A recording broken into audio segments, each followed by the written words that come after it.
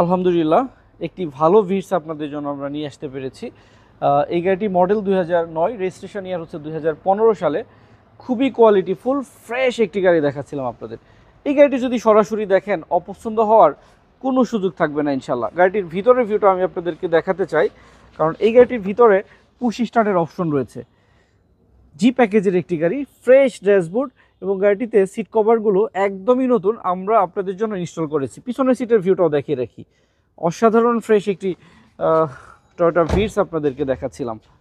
দেখছিলেন ব্যাক সাইডের ভিউ, কোথাও কোনো স্ক্র্যাচ নেই, চকচকে তেলে চালিত একটি 1300 সিসির ভিটস দেখাচ্ছিলাম। ফ্রন্টের ভিউটা আরও একবার দেখাই। মডেল ইয়ার 2009, রেজিস্ট্রেশন ইয়ার 2015 সালে।